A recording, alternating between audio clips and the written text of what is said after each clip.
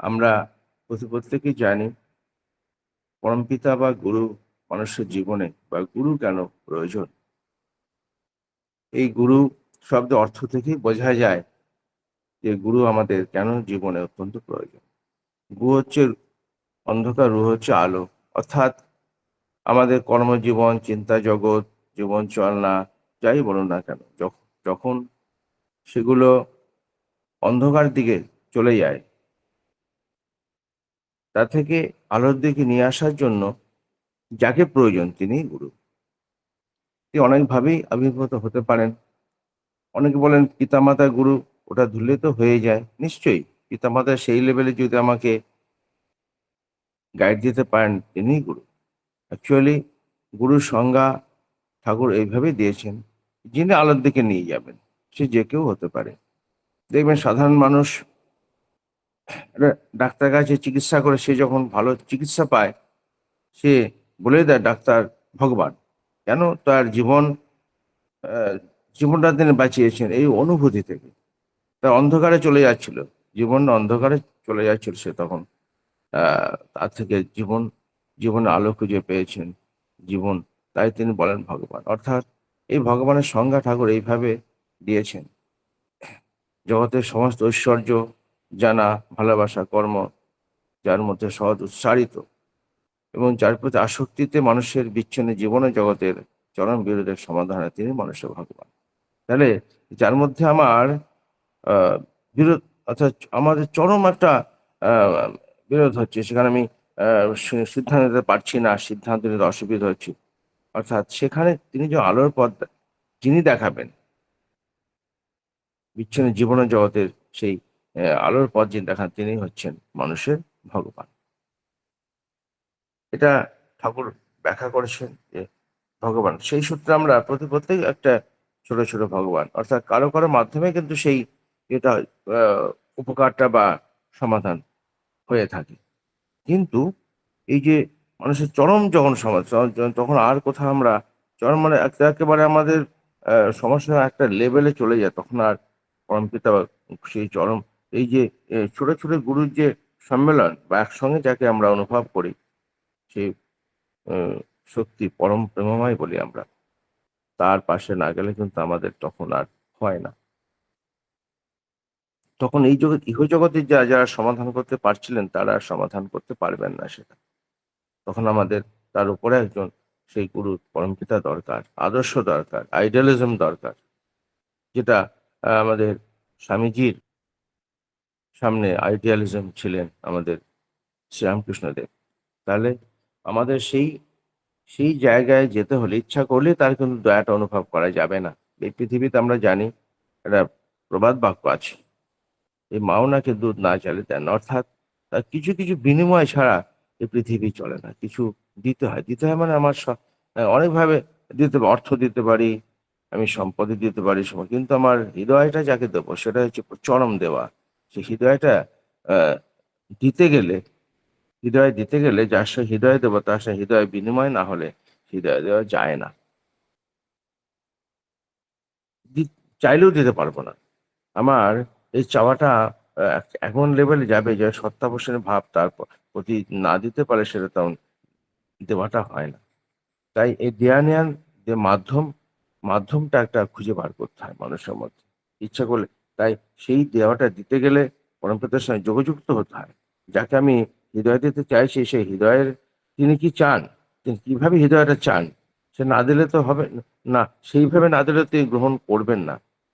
যে কোনো আমি কিছু এক গ্লাস জল যদি চান দিতে কাউকে, সাধারণ কথা, তার মধ্যে শ্বাসটি, তার মধ্যে সেই তৃষ্ণার্ত ভাব না থাকলে সেই জলটাতে গ্রহণ করবেন না। তাহলে কাকে কিভাবে দেবো জিনিসটা সেটাও আমাকে জানতে হবে, কি থেকে নেব সেটাও জানতে হবে। এই দেয়া নেয়ার মাধ্যম যখন আদর্শের সঙ্গে যুক্ত হবে, গুরুর সঙ্গে যুক্ত হবে, সে গুরু কি চান সেটা জানতে হবে। সারা বিশ্ব আহ, একটা কারেন্ট ইস্যু, যে সারা বিশ্বে বিশ্বযুদ্ধ হতে চলেছে একটা, এবং সেটার কিন্তু মূলে আছে একটা অহংবোধ। এই অহংকার থেকে কিন্তু এই যুদ্ধটা হয়েছে। ঠাকুর ধর্ম সম্বন্ধে বলেছেন, মত বহু হতে পারে, ধর্ম কিন্তু ধর্মের মূল যে ব্যাখ্যাটা তিনি দিয়েছেন, যে ধর্ম মানুষকে উদার করে, ভক্তি এনে দেয়, জ্ঞান এনে দেয়, আর আসক্তি এনে দেয়, পরমত আসক্তি এনে দেয় অহংকার, অহংকার আসক্তি এনে দেয়, এবং তা হইতে আছে স্বার্থ বুদ্ধি। এবং স্বার্থ বুদ্ধি একটা গেলে যে স্বার্থ বুদ্ধি একে একে একে যোগ হতে হতে এমন জায়গায় চলে যায়, তা থেকে মানুষের কাম বা প্যাশন আসে। এই প্যাশন হতে মানুষের ক্রোধ হয়, আর ক্রোধ হলেই জানেন সব শেষ। হিংসা, হিংসা, হিংসা থেকে এটা হয়ে যাবে। আর ঠাকুর এই ক্রোধ বা হিংসাকে জব্দ করার সহজ পথ তিনি বাতলে দিয়ে গেছেন। তার দুটো দেশের যুদ্ধ হতে হতে সারা বিশ্ব জড়িয়ে পড়ছে কেন? ওই অহংকার, কাম, অর্থকাম, অর্থমান, যশ যাদের কামের মেন। তাহলে মানুষের সেই তা থেকে ফিরে এসে পথ তিনি ঠাকুর সহজভাবে দিয়েছেন। যে দেখবেন খুব বড় যারা হন তাদের মধ্যে একটা দীনতা থাকে। তার যত অর্থ, জ্ঞান, শক্তি যাই থাকে না, সে তার মধ্যে একটা, তাই বলেন ঠাকুর বলেন, আন্তরিক দীনতার মধ্যে অহংকার জব্দ করার কিছু নেই। তাহলে সেই অহংকার জব্দ করতে গেলে আন্তরিক দীনতা চাই। দীনতা, সেই দীনতা কি থেকে আসে? না, তার গুরু ভক্তি থেকে আসে। সে যখন ভাববে আমার জ্ঞান, ভক্তি বা বিশ্বাস সাধারণটার অন্য কারণ সাধারণ নগ্ন, একেবারে যে আম, আহ, সাধারণ মানুষ, তার কাছে আমার চেয়ে বেশি থাকতে পারে, আমার জ্ঞান ভক্তি যা আছে একটা সাধারণ মানুষের কাছে তাই থাকতে হয়, তখন তার মতো অহংকার কিন্তু জব্দ হয়ে যাবে। এই আন্তরিক দীনতা, যখন রাশিয়া ইউক্রেনকে বললো তুমি আমার কাছে পরাজয় স্বীকার করো, তুমি এটা করতে পারবে না, ও অহং ভাব থেকে কিন্তু সে তখন স্বীকার করলো না। আন্তরিক দীনতা তার ছিল না, সে অহংকারকে প্রশ্রয় দিয়ে তার দেশটাই নষ্ট হয়ে গেল। তাহলে মানুষের মধ্যে এটা সাধারণ গুণ, অসাধারণ একটা এফেক্ট তার মধ্যে কিন্তু হতে পারে। আমরা সেই অহংকারকে জব্দ করার পদ্ধতি আমরা পরমপিতাকে ধরে শিখেছি। এবং এটা আমাদের যে অহংবোধ থাকে, স্বরূপের মধ্যে একটি মেন রূপ, এই স্বরূপ আমাদের প্রতি মুহূর্তে কিন্তু চালনা করতে চাইছে, করছেও। কিন্তু সেটা আমরা যদি সাবলাইন করে দিই গুরুকে সামনে রেখে, তখন কিন্তু দেখা যায় অহংকার জব্দ হয়। এই রূপগুলো আমাদের থাকবে। আমার প্যাশন প্রবৃত্তি পূরণের মাধ্যম অনেকভাবে হতে পারে। এটা মানুষ প্রবৃত্তিকে সামনে রেখে অনেক কিছু করতে পারে। আমার খাওয়ার ইচ্ছা না হলে কিন্তু আমার ডেথ হয়ে যাবে। আমার খাওয়ার ইচ্ছা হচ্ছে না, জন্ডিস হবে, লিভার ডিজিজ হবে। তাহলে এটা খাওয়ার ইচ্ছাটা কিন্তু একটা প্যাশন, প্রবৃত্তি পূরণের একটা মাধ্যম হচ্ছে খাবার, খাবার খেতে চাওয়া। আমি এটা খেতে, সেটাকে কেমন করে অর্থাৎ আমার আমার গুরু কি বলেছেন, আমার গুরু খাবার মাধ্যম কিভাবে খেতে বলেছেন, আমি সেইভাবে খাবো। খাবার কিন্তু আমি খাচ্ছি, প্যাশনকে আমি জব্দ করছি না, প্যাশনকে আমি ডাইভার্ট করছি, প্যাশনের অভিমুখটা আমি পরিবর্তন করছি মাত্র। আমার সাত্বিক আহার গ্রহণ করতে হবে। গুরু বলেছেন আমাকে অন্ধকার আলোর দিকে যেতে হলে সাত্বিক আহার গ্রহণ করতে। আমরা জানি আমাদের ডিজিজগুলো যেগুলো হয়, এখন যেগুলো হচ্ছে থার্ড ওয়ার্ল্ড কান্ট্রির মধ্যে, ইন্ডিয়াতে বা উন্নয়নশীল দেশে, উন্নয়ন দেশের ডিজিজ প্যাটার্নগুলো আগে যেমন ম্যালেরিয়া, ডায়রিয়া, এগুলোতে বহু লোক মারা যেত, প্লেগ, যেমন সাফ হতো। এখন একটা বাচ্চা ডায়রিয়ায় মরলে পেপার উঠে যাবে। ইনফেকশন থেকে মানুষ মারা যায়, ইনফেকশন ডিজিজ থেকে মানুষ মারা, অ্যান্টিবায়োটিক বেরিয়েছে, মানুষ মারা যাবে এখন লাইফস্টাইল ডিজিজ। তার জীবন শৈলী এমনভাবে চেঞ্জ করে নিয়েছে সে, প্যাশনকে সামনে রেখে, তার জন্য তার রোগ হচ্ছে। এখন ইয়াং ইয়াং ছেলে মেয়েদের তাদের সিভিয়ার হয়ে যাচ্ছে, স্ট্রোক হয়ে যাচ্ছে, এবং স্ট্রোকের সিমটমসে বুঝতেই পারছে না। খাবার দাবার এমনভাবে খাচ্ছে, সে ওভারওয়েট হয়ে যাচ্ছে, তা হার্ট ডিজিজ হয়ে যাবে।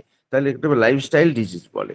এবং তার জন্য গভর্নমেন্ট কতগুলো প্রসেস, ন্যাশনাল লেভেল থেকে যারা স্বাস্থ্যে যুক্ত আছেন তারা জানেন, ন্যাশনাল হেলথ মিশন এর প্রতিকার করার জন্য মাধ্যম কিছু এনেছেন।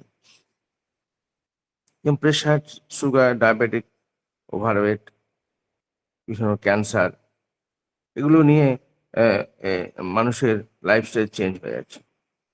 ইয়াং ইয়াং ছেলে তার মুখে ক্যান্সার হয়ে যাচ্ছে, স্ট্রোক যেমন হচ্ছে, সুগার হয়ে যাচ্ছে, তাহলে এগুলোকে ডায়াবেটিক, এগুলো লাইফস্টাইল। তারা এমন খাবার খাচ্ছে যে খাবারের কোয়ালিটি, মানে খাবারের যে ইনগ্রেডিয়েন্ট, সেগুলো প্রতিদিন মানুষের ওই তাদের রক্তে গিয়ে গিয়ে কেমিক্যাল চেঞ্জ করে তাদের মধ্যে। সেই হরমোনাল চেঞ্জ হচ্ছে, কেমিক্যাল চেঞ্জ এমন জায়গায় চলে যাচ্ছে, তারা যে রক্ত জালকে তার এফেক্ট করে তার স্ট্রোক হয়ে যাচ্ছে। তো এই জীবনশৈলী কেমন করে চেঞ্জ করা যায়? আমরা আচার্যদেবকে দেখি, তার কত সুন্দর লাইফ, মানে সিম্পল লাইফস্টাইল, সেটা যে আমরা ডিপে জানতে পারতাম, দেখতাম যে তিনি কত সহজ সরল ভাবে জীবন যাপন করেন। মানে যারা একটু পয়সা করে আছে তারা কেমন ভাবে খাওয়া দাওয়া করি, তার আমরা গুরুজরা তো তাদের কিন্তু নেই। আমরা স্বার্থিকার গ্রহণ করার একটা সুযোগ পেয়েছি, এবং তাকে সামনে রেখে তিনি খুশি হবেন। এই গুরু কেমন করে আমার চেঞ্জ হয় লাইফস্টাইলটা। আমি একটা লাইফস্টাইল ছিলাম, দীক্ষা নিলাম, দীক্ষা নেওয়ার পরে গুরুকে খুশি করার জন্য যুক্ত হয়েছে আমি। এই গুরুকে খুশি করার জন্য সে লাইফস্টাইল চেঞ্জ করে দিল, খাওয়া দাওয়া চেঞ্জ করে দিল, ওঠা বসা চেঞ্জ করে দিল, সঙ্গ চেঞ্জ করে দিল। এই যে জীবন সংগ্রাম চেঞ্জ করতে পারছে, কেন পারছেন? গুরুকে গ্রহণ করেছিলেন বলে। গুরুকে গ্রহণ না করে, গুরু আমি যে এই পথে চলি, গুরু খুশি হবে। আমি এই কাজটা এইভাবে করি, গুরু খুশি হবে। এমন খাবার অভ্যস্ত হই, গুরু খুশি হবে। এমন পোশাক পরবো, গুরু খুশি হবেন। এই করতে করতে তার মধ্যে একটা গুরুর প্রতি টান ভালোবাসা জন্মাতে জন্মাতে এমন ভাবে চলে, লাইফস্টাইল পুরো চেঞ্জ হয়ে যাবে। তার লাইফস্টাইল পুরো চেঞ্জ হয়ে যাবে। যেটা আমরা ডাক্তাররা বা স্বাস্থ্য বিজ্ঞান তাই যুক্তি দিয়ে বোঝাতে পারছি, কিন্তু করাতে পারছি না।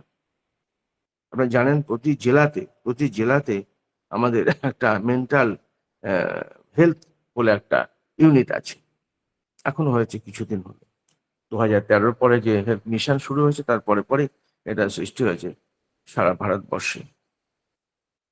আমাদের আর একটু পরে হয়েছে, 2-1 বছর পরে।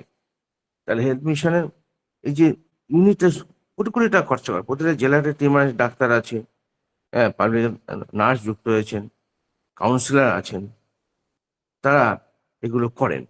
তারা গিয়ে ব্লকে ব্লকে যান, প্রতি ব্লকেই তাদের টিম যেতে হয়, গাড়ি যান, গাড়িতে যেতে হয়, ওষুধ নিয়ে যান, ওষুধ দেন। তাহলে এটা বিশাল একটা নেটওয়ার্কে কাজ করছে। তাহলে কত টাকা খরচা হচ্ছে বলুন। কিন্তু আমরা ফ্রুটস, তার ফলাফল যদি দেখতে চাই, দেখা যাচ্ছে খুব বেশি নেই।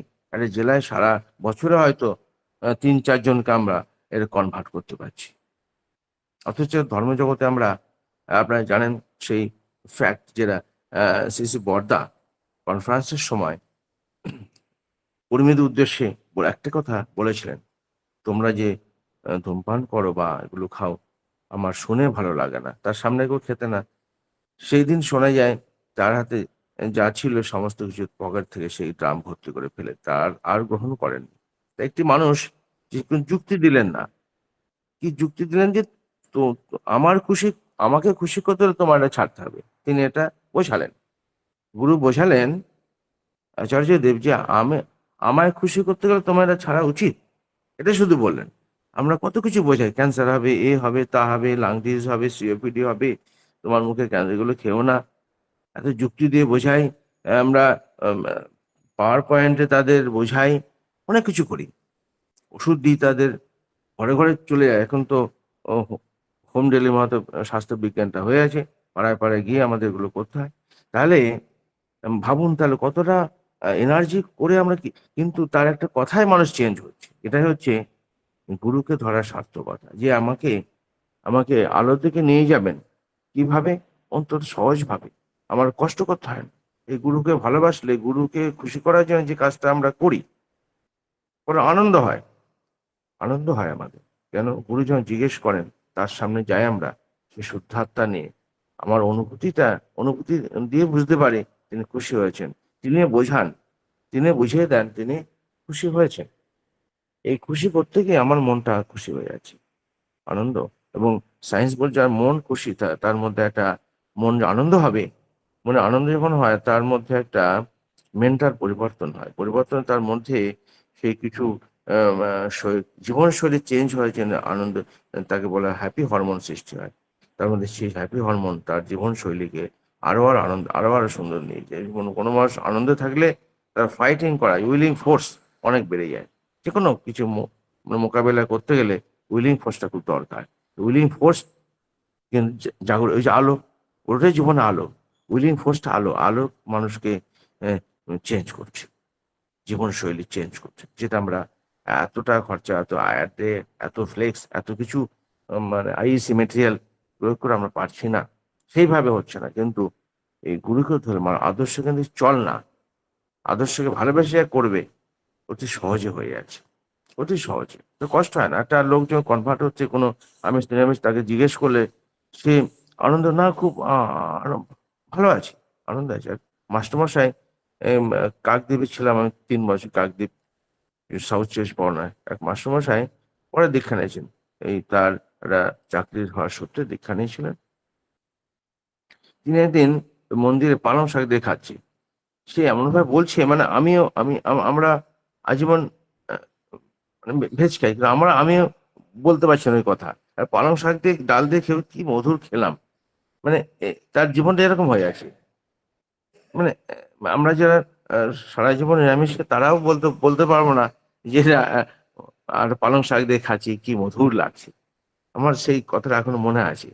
তাহলে মানুষের জীবনে কতটা চেঞ্জ হতে পারে, কতটা চেঞ্জ হতে পারে। তার তার সমসাময়িক যে টিচার বা তার সমসাময়িক যারা ছিলেন কলিগ, তারা কিন্তু এটা কখনোই বলতে পারবেন না। তাদের খাওয়ার স্টাইল দেখলে আপনি অবাক হয়ে যাবেন। ওগুলো খেয়ে তাদের হয়তো তারা জানতে পারছে এই যেমন খাবার লাইফস্টাইল খেলে এখন যদিও চেঞ্জ হয়েছে যে আমার রোগ হতে পারে, কিন্তু তারা ছাড়তে পারছেন না। তার প্যাশন, তার প্রবৃত্তি, একটা প্যাশনের বেড়াজাল তাকে রেখে দিয়েছে, তো ভাঙতে পারছেন না। যে প্যাশন কি প্রবৃত্তি পুরো ওটা আমার, আমার অর্থ আছে, আমার সামর্থ্য আছে, আমি কেন ওই লাইফস্টাইল চেঞ্জ করবো? তার লাইফস্টাইল চেঞ্জ করতে তোমার অহংকারকে পাতলা করতে হবে। এই আমার কেন করবো আমি, আমি আমি খেতে পারি এরকম ব্যাপারটা। তা কেন? তিনি তার সামনে তেমন গুরু নেই যে গুরুকে সামনে রেখে তিনি করতে পারেন। মানুষ অনেক কিছু করে জীবনও দিতে পারে। আপনারা জানি বিভিন্ন যে মহান পুরুষ হয়েছেন তার জীবনে একজন গুরু ছিলেন, গুরুকে কেন্দ্র করে এটা কিন্তু মানুষ করতো। এই লাইফস্টাইল চেঞ্জ করতে গেলে কিন্তু ঠাকুর এটা কিন্তু একটা নিশানা দিয়েছেন যে কেমন করে লাইফস্টাইল চেঞ্জ করতে হয়। তিনি বলেছেন আধুকতার সময় হতে করান, অর্থাৎ প্রাইমারি স্টেজে, পরবর্তীকালে অসুবিধে হয়। লাইফস্টাইল চলে গেলে হতে পারে যেটা মাস্টারমশাই করেছেন, অ্যাডাল্ট হয়ে করেছেন, কিন্তু এটা খুব রেয়ার ঘটনা। কিন্তু প্রথম থেকে সহজভাবে করতে গেলে কিন্তু আমাদের যে ছোটবেলায় করতে হবে কি একটা মানে কি পাকায় কাঁচায় নোয়ালে কি পাকায় নোয়ালে বাস, পরে করে টাস টাস, কি একটা কথা আছে, অর্থাৎ পরবর্তীকালে কঠিন হয়ে যায়। তাই তিনি আধুকতার সময় হতে করে করিয়ে যা শেখাবি, ওটি হবে মক্ষম ছেলে হিসেবে চল নয় পস্তাবি। একটা মানুষকে যে বড় পাওয়ার অর্জন করবে, সে পাওয়ার অর্জন যে করছে তাকে কিন্তু সেইভাবে তৈরি করতে হবে। তাই তিনি আধুকতার সময় হতে পড়িয়ে করি প্র্যাকটিস করে তিনি করতে বলেছেন। তাহলে কি হবে? তার প্যাশনের প্রবৃত্তি বেড়া জাল তাকে আটকে রাখবে, উইলিং ফোর্সটা তার সহজভাবে হবে না। তাই আমরা এই দীক্ষার মাধ্যমে কিন্তু প্রথম থেকে আমরা চেষ্টা করি ওই মানুষটি যখন পাওয়ারফুল পাওয়ার অর্জন করবে। ক্লিন্টন যদি দেখা যেতে উম, আহ, তিনি তিনি প্রথম থেকে এরকম হতেন, পিতামাতা প্রেম প্রীতি ভালোবাসা, তারা কিন্তু ওরকম হতো না। দেশ দেশ নেতা এমন হতে হবে যে তার মধ্যে সে কৃষ্টিমূলক ভাব চিন্তা ভাবনা তার মধ্যে থাকবে, নাহলে সেই নেতা কিন্তু একদিন দেশকে ধ্বংসের দিকে নিয়ে যেতে পারে। তাই পরমপিতা চেয়েছেন প্রথম থেকে করতে গেলে তার দীক্ষার মাধ্যমে দিতে হবে। ছোটবেলায় দীক্ষা নাম, 6 বছর নাম, আর 12 বছর দীক্ষা। আমাদের আর্য কৃষ্টি কিন্তু সেইভাবেই সাজানো ছিল। আর্য কৃষ্টির সেই প্যাটার্নটা আমাদের নষ্ট হয়ে গেছে। গুরু গৃহে গিয়ে সেই ব্রহ্মচর্য, গারস্থ, বানপ্রস্থ, সন্ন্যাস, 4টে যে জীবনশৈলীর 4টে স্টেপ ছিল, সেই স্টেপকে আমরা ধ্বংস করেছি বিভিন্ন আধুনিক শিক্ষাধারার সামনে রেখে। হ্যাঁ, সেই গুরু গৃহে গিয়ে স্টুডেন্ট সেখানে গিয়ে গুরু তার শুধু পড়াশোনা নয়, তার জীবনশৈলী, তার লাইফস্টাইলও তার অনুকরণ করার সুযোগ পেতেন। তারপরে তার পরের স্টেপে কি করে যেতে হয়, মানে পরের স্টেপ গুলো তাও তার জন্য তাকে সেই ব্রহ্মচর্য, গার্হস্থ্য যেমন যাওয়া যেত, প্রিপেয়ার্ড হতো। বানপ্রস্থ, সন্ন্যাসের আগে যে স্টেপটা, ইন্টার ইন্টারফেস, সেটা তাকে এই যে বিভিন্ন স্টেপগুলো আমাকে এগিয়ে গিয়ে আমাকে আলটিমেটলি একটা সন্ন্যাস মানে আমি সমস্ত অতিক্রম করে সন্ন্যাস ধর্মটা কিরকম, এই আগের তিনটে স্টেপ যে পেরিয়ে গেছেন তাকে পুষ্টি দেবে, তাকে একটা মাত্রায় নিয়ে যাবে, যাতে মানুষের সত্তাবসান ভাবটা জাগাতে পারে সে। তার মধ্যে সে অহং থাকবে না, তার মধ্যে জ্ঞান বুদ্ধি যেমন থাকবে, পাওয়ার থাকবে তার মধ্যে, কিন্তু তার অহং থাকবে না, অহং সাবলাইন হয়ে যাবে। গুরুর প্রতি প্রেম প্রীতি ভালোবাসা থাকার জন্য তার মধ্যে সেই শক্তিটাকে সদ্ব্যবহার করতে পারবে। শুভ শক্তিকে সে বাঁচিয়ে রেখে শুভ সঞ্চালনা করে মেন তো শুভ শক্তির সঞ্চালনা মানুষের মধ্যে যদি সেই উম শক্তিটাকে, শুভ শক্তিকে আমি যদি বাড়িয়ে দিতে পারি, তো অশুভ শক্তি এমনিতে পরাস্ত হয়ে যাবে, আলাদা করে কিছু করতে হবে আমার মধ্যেই। সে কবির ভাষায় বলতে গেলে কোথায় স্বর্গ কোথায় নরক, কে বলে তা বহুদূর, মানুষের মাঝে স্বর্গ মানুষেদের সরাসরি।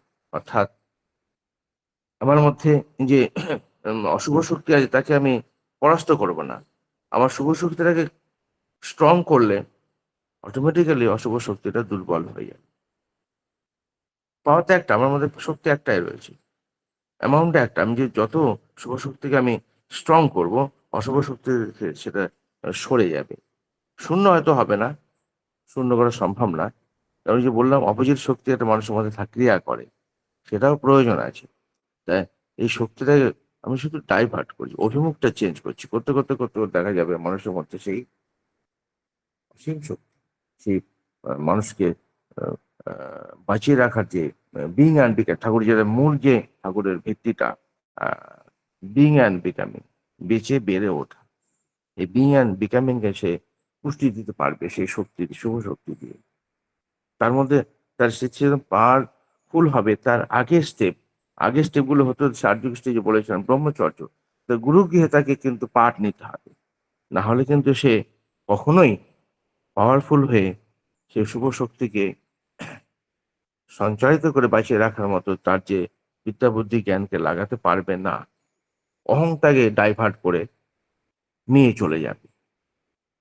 তাই সেই গুরুর প্রতি টান, প্রেম প্রতি ভালোবাসা, গুরু কি বলেন, আহ, সেই গুরুর আদেশ পালনের মতো বলে মন্ত্র আর কি আজ কিছু নেই, এবং গুরুর আদেশ পালনের মন্ত্র মন্ত্র আর কিছু নেই বলছেন। আমাদের যে মন্ত্র পাঠ করি আমরা, মন্ত্র মন্ত্র করে বিভিন্ন রকম আমরা জানি, আগেকার দিনে সেই সিনেমা দেখে আমরা আহ, যে একটা সাধু সাধনা করতে করতে কত রকম স্টেজ হয়তো তার হয়েছে, গুহায় গিয়ে তার মেন সে শক্তি উপাসনা করতে, তারা সে শক্তি উপাসনা করতে করতে সেই গুরু সে মন্ত্র পাঠ মন্ত্র জপ করতো, সে একটা শক্তি শক্তি উপাসক হতো, শক্তি সে জ্ঞান করতে পারত, সেই শক্তি দিয়ে সমাজে আরো মঙ্গল সাধনা করতো। কেন তার গুরু তাকে এটা দিয়েছেন, গুরুর আদেশ পালন। এখন আমরা আধুনিক যুগে চলে এসেছি, তাহলে আমাকে গুহায় গিয়ে পর্বতে গিয়ে আর সুযোগও নেই, পাবও না করতে। তাই পরমপিতা এই জগতে, এই যে আধুনিক জগতে এসে নতুন একটা লাইফস্টাইল আমাদের দিতে চেয়েছেন। কি লাইফস্টাইল? আমি একজনকে সামনে রেখে আদর্শকে ভালোবেসে আমি যদি কাজটা করি, তাহলে দেখা যাবে তার গুরুর প্রতি টান পেতে ভালোবাসায় আমাকে লাইফস্টাইল চেঞ্জ করতে পারে। তাই দীক্ষার প্রথম সোপান দীক্ষা, দীক্ষা দেওয়ার মাধ্যমে তার সেই গুরুকে তার মধ্যে ঢোকানো হতো, প্রবেশ করানো হতো। প্রবেশ করে তাই শুভশক্তি, তার মধ্যে শুভশক্তি লুকিয়ে আছে, তা থেকে তিনি পুষ্টি দিয়ে তাকে সুন্দর কেমন করে করা যায় সেটা তিনি আমাদের পথ দেখিয়েছেন। পিতামাতার যেমন গুরুত্ব আছে, তার সঙ্গ এই করতে করতে সঙ্গটা খুব ইম্পর্টেন্ট। এবং কর্ম সঙ্গ এটা পেতে গেলে তার জীবনে কতগুলো এটাকে বলে সিচুয়েশন কোথায় সে পড়েছে। আমার সৌভাগ্য হয়েছে মেডিকেল কলেজে কলকাতা পড়ার, ওই পাশেই 60 সূর্যসেন স্ট্রিট, 60 মন্দির। তো সেখানে আমি যেতাম, যেতে যেতে তার সঙ্গে একটা হৃদ্যতা হলো। ওই মন্দিরটা কলকাতার সবচেয়ে আপনি জানেন প্রথম রেজিস্ট্রার মন্দির। তার পাশে আমার কলেজ। যাতায়াত হতে হতে ওখানে বিভিন্ন রকম যারা ভক্তের এখন যারা দেখতে পান বড় বড় সঞ্জীব দা বলুন বড়, তাদের কিন্তু মূল হাতে খড়ি হয়েছে ওইখানে 60 সোশ্যাল স্ট্রিটে। কখনো যদি কেউ যাননি, যারা এই লিঙ্কটা বাংলাদেশে বোধহয় আমাদের বাংলাদেশে অনেক ভক্ত যুক্ত আছেন, বেঙ্গলে বা ভারতে এলে আপনারা ওই মন্দিরে যাবেন একবার। ওটা শ্রী আচার্যদেব, শ্রী শ্রী বরদা নিজে তিনি এই বাড়িটা কিনেছিলেন। ওই 60 সূর্য সেন স্ট্রিট, শিয়ালদা থেকে পাশেই। ওখানে দেখবেন, হ্যাঁ, ওখানে গেলে আপনাদের একটা অনুভূতি হবে। কারণ ওখানে ঠাকুর পরিবার গেলেই যান। কথাটা কেন বললাম, যে ওই সঙ্গ পরিস্থিতি তাকে কিন্তু চেঞ্জ করে। আমার সৌভাগ্য হয়েছিল ওই কলেজে পড়ার এবং ওই মন্দিরে যাওয়ার। তাই পরবর্তীকালে আমাদের জীবনশৈলী চেঞ্জ করার সুযোগ পেয়েছিলাম। এই সুযোগ এই জন্য বলবো যে সবাই সব পায় না, সেই সুযোগটা অনেক খুঁজেও নিতে হয়। তাহলে এই যে আমি যুক্ত হওয়ার সুযোগ একটা পেলাম জীবনে, আমার জীবনটা শ্রী শ্রী দাদা আমাকে ভালোবেসে এই জীবনশৈলী চেঞ্জ করার সুযোগ করে দিলেন। তার গুরু মানুষকে অন্য আলোর দিকে নিয়ে যাওয়ার চেষ্টা করেন, কিন্তু আমাকে সেটা অনুভব করতে, গ্রহণ করতে হবে। সূর্যের আলো পড়ছে, সবকিছু পড়ছে সূর্যের আলো, কিন্তু সবুজ পাতা, জীবন্ত সবুজ ক্লোরোফিল পাতা ছাড়া সেই সূর্যের কিন্তু শক্তি গ্রহণ করতে পারবে না। আর ইট কাঠ বালির উপর সূর্য পড়ছে, সে গরম হয়ে যাচ্ছে, গ্রহণ করতে পারছে না। আর পাতা গ্রহণ করে সে তার মধ্যে, আমরা বলি পাতাকে রান্না কর, সেটাকে হচ্ছে ফুল ফলে কনভার্ট করে দেয়। পাতা ওর পড়ছে বলে তো ফুল ফল হচ্ছে। তাহলে শক্তিটা সে গ্রহণ করতে পারছে, গ্রহণ করতে পারছে বলে তার মধ্যে এতটা সেই ফুল ফল হচ্ছে। তাহলে আমার গ্রহণের ক্ষমতা বাড়াতে হবে। তিনি দিয়ে আছেন আমার প্রতি, তিনি দয়া সদয় হয়ে দেওয়ার জন্য প্রস্তুত আছেন, আমাকে গ্রহণ করতে। তাই গ্রহণ করতে হলে প্রিপেয়ার্ড হতে হয়, জীবন্ত হলে তবেই তো গ্রহণ করতে পারছে সূর্যের আলো। তাই গুরুর কৃপাটা গ্রহণ করতে আমার তৈরি হতে গেলেই আমায় এই সৎ নামে দীক্ষিত সৎ নামে দীক্ষিত হয়ে তার সে গুরুর প্রতি সেই তার কর্ম করতে হবে,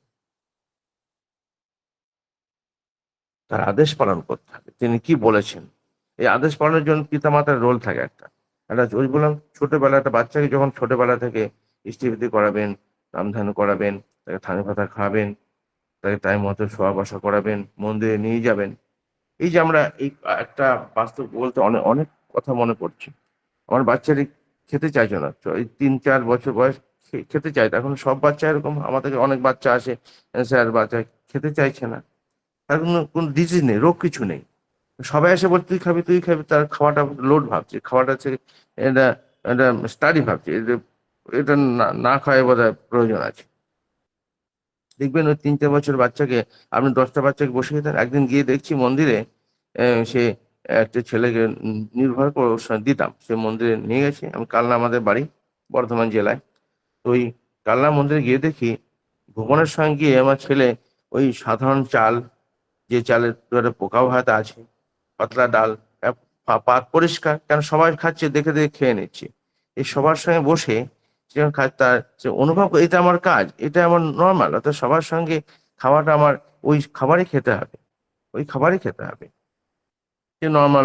তারপর খাওয়াটা তার বেড়ে গেল। তো পরমপিতা এই সঙ্গটা, এই যে মন্দিরে যাতায়াত করার জন্য তার কিন্তু আমাকে আর কষ্ট করে ওই খা বলতে হচ্ছে না। এটা সাধারণ, কিন্তু এটাতে মায়েদের খুব হেডেক হয়। বাচ্চা খাচ্ছে খাচ্ছে না, ওজন বাড়বে কি বাড়বে না, তার ব্রেন ড্যামেজ, মানে একটা আমার বিশাল চিন্তা থাকে ওই বয়সে। টডলার গ্রুপটা, টডলার গ্রুপটাকে কনভার্ট করতে হলে আগে গ্রামের দিকে বাল্য সেবা করাতো। এটা আমার ছোটবেলায় মনে আছে, অনেক বাড়িতে ওই বয়সের ছেলে মেয়েদের খাওয়ানো হতো একসঙ্গে। তো এই যে লাইফস্টাইল, লাইফস্টাইল তার সুযোগটা, ওই সুযোগ পেয়েছিল, তার কিন্তু লাইফস্টাইল চেঞ্জ অটোমেটিক হলো।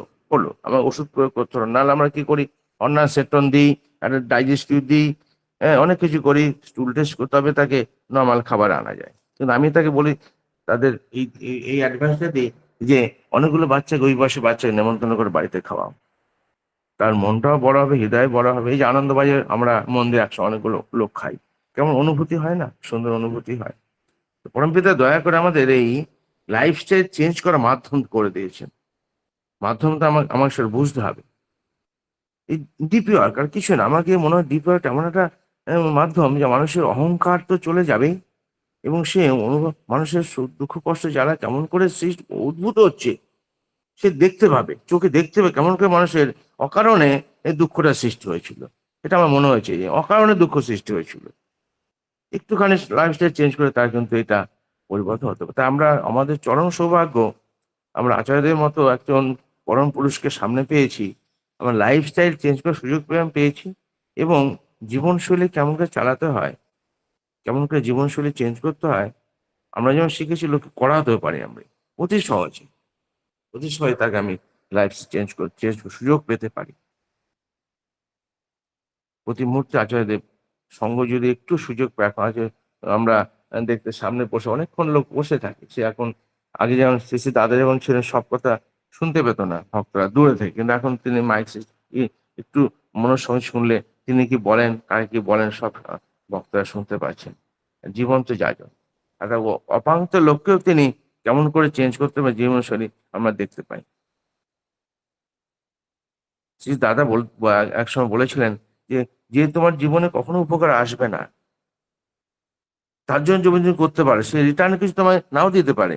এই আশা রেখে তুমি সেটাই ইষ্ট কাজ। এটা কঠিন এটা সাধনার, আমি বল টপ লেভেলে একটা একটা টপ লেভেলের একটা দর্শন, যে আমি কাউকে কিছু দিয়ে, তার সময় দিয়ে, সত্তা দিয়ে, অর্থ দিয়ে উপকার করার পরেও তার কাছে রিটার্ন চাইবো না। এইটা না না পেতেও না পারি, এটা ভেবেও তাকে উপকার করতে পারি। এটা সাধনা একটা উচ্চ স্তরের সাধনা। তাই আমরা অনেক সৌভাগ্যবান, আচার্যদেবকে সামনে পেয়ে পরম পিতার যে জীবন্ত রূপে দেখতে পাই, এবং আমরা আমার লাইফস্টাইল চেঞ্জ করার জীবনশৈলী, সত্যাবসান ভাবকে নিয়ে কেমন জীবনশৈলী চেঞ্জ করতে হয় তার সুযোগ আমরা পেয়েছি। এই সুযোগ কিন্তু আমরা হাতছাড়া করব না। তাই আমাদের একটিবার গুরু গৃহে যেমন যেতে হবে, তেমনি পাড়া প্রতিবেশীকেও নিয়ে তার আমার জীবন হাতে আগে শক্তিশালী করার জন্য প্রতিবেশীকেও কিন্তু আমার এই জীবনশৈলীর সঙ্গে সম্মিলিতভাবে এগিয়ে নিয়ে যেতে হবে। তবে হবে সার্থকতা। আসলে আমরা তাকে ভালোবেসে যেন বলতে পারি, হে প্রভু, তোমারই করিয়াছি এই জীবনের ধ্রুবতারা, তোমা হতে কভু যেন নাহি হই কত হারা। বন্দে পুরুষোত্তম। সবাই ভালো থাকবেন, আনন্দ থাকবেন। এটুকু বলে আমি আমার এই আলোচনা এখানে রাখছি। আবার সুযোগ হলে আপনাদের সঙ্গে বলার সুযোগ হলে আমি আমি ধন্য মনে করব। জয় গুরু। আর সাউ আমাকে জয় সুযোগ গুরু। করে দিয়েছেন আপনাদের শ্রদ্ধেয় সঙ্গে সংযুক্ত হওয়ার। জয় গুরু। হ্যালো, শুনতে পাচ্ছেন? হ্যাঁ, তো শোনা হ্যাঁ দাদা, শোনা যাচ্ছে। হ্যাঁ, প্রণাম আমার দাদা, জয় সাউ গুরু। আমাকে এই সুযোগ করে দিয়েছেন বলার, তাই তার প্রতি আমি কৃতজ্ঞ। জয় গুরু। জয় গুরু। শ্রদ্ধেয় ডক্টর অভিরূপ মন্ডল দাদা বাঁকুড়া থেকে যুক্ত হয়ে প্রিয় পরমের কথা বলছিলেন, তার আদর্শের কথা বলছিলেন, আদর্শে অনুপ্রাণিত হওয়ার কথা বলছিলেন, এবং সেই আদর্শে অনুপ্রাণিত হওয়া আর না হওয়ার যে পার্থক্য, সেই পার্থক্যগুলো তুলে ধরলেন। যদি আদর্শে অনুপ্রাণিত না হয়ে আমরা প্রবৃত্তি মাফিক কাজগুলোর সঙ্গে জড়িত থাকি, কখন যেন আমাদের মধ্যে অহমিকা তৈরি হবে, আর তারই ফলস্বরূপ এই যে চলমান যুদ্ধ যুদ্ধ ভাব, এখন বলছে থামছে থামছে, তাও থামছে না। এই অহমিকার প্রকাশ চলছে। জীবনের শৈলীকে কিভাবে পরিবর্তন করতে হয় তাকে ধরলে সেই পরিবর্তন সম্ভব, তা বললেন, এবং খুব আনন্দময় একটি উদাহরণ দিলেন, এবং বাস্তব উদাহরণ, তার নিজস্ব একটি উদাহরণ জানালেন, যেটি খুব প্রাণবন্ত লেগেছে। সেটি হলো, আমরা প্রায়শই আমার ছেলেটা এটা করে না, আমার ছেলেটা এটা করে না, ওই ওর ছেলেটা এটা করে, ওই দৃষ্টান্তটি যদি তার সামনে তুলে ধরা হয়, এবং সেই তুলে ধরাটুকু জানি কোনো অহমিকা নিয়ে নয়। তাই তিনি বললেন, যারা খাচ্ছে না ওই বাচ্চার সমগোত্রীয় বাচ্চাদেরকে যদি বাড়িতে নিমন্ত্রণ করে খাওয়ানো হয়, তার মধ্যে অনেকগুলো প্রকাশ হয়। প্রথম ডিজায়ার যেটা, যে সে খাচ্ছে না, সেটা যেমন পূরণ হয়, সেই সঙ্গে ওর মধ্যে আরো কিছু বৈচিত্র্য তৈরি হয়, উদারতা তৈরি হয়। দাদার জন্য ইষ্টছল জীবন প্রার্থনা রাখছি প্রিয় পরমের রাধু চরণে। আবারও যুক্ত হবেন, আবারও যুক্ত করবেন আপনাকে এই প্রার্থনা প্রিয় পরমের রাধু চরণে। ভালো থাকবেন, সুস্থ থাকবেন, এবং ইষ্টময় এই যাজন আরো থেকে আরো উদ্দীপ্ত করে তুলবেন। এই প্রাণনাথ প্রার্থনা প্রিয় পরমের রাধু চরণে।